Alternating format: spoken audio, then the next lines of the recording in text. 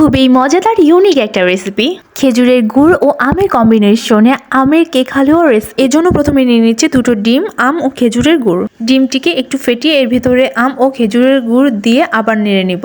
ভিডিওটি ভালো লাগলে লাইক দিয়ে সাবস্ক্রাইব করে রাখবেন, তাহলে এরকম আরো মজার মজার ইউনিক রেসিপির নোটিফিকেশন আপনাদের কাছে চলে যাবে। দিয়ে দিয়েছি চিনি ও গুঁড়ো দুধ। যেহেতু আগে খেজুরের গুড় দিয়েছিলাম তাই চিনির পরিমাণ কমিয়ে দিচ্ছি। এবার দিয়ে দিচ্ছি ময়দা। এভাবে সবগুলো উপকরণ এক এক করে অ্যাড করে নিব।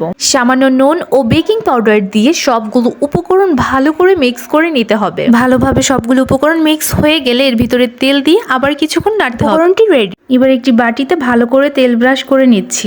তেল ব্রাশ করা হয়ে গেলে এর ভিতরে আগে তৈরি করে নেওয়া উপকরণটি দিয়ে বাটিটিকে একটু ঝাঁকিয়ে রাইস কুকারের স্ট্রেইনারে বসিয়ে দিই। বাটির উপরে একটি কাগজ দিয়ে ঢাকনা দিয়ে ঢেকে রেখেছি। 40 মিনিট পরে ঢাকনাটি উঠিয়ে চেক করে নিচ্ছি। তৈরি মজাদার আমের কেক হালুয়া রেসিপি। খুবই মজাদার একটি স্মেল আসছে। আপনারা বাড়িতে এটি অবশ্যই ট্রাই করবেন।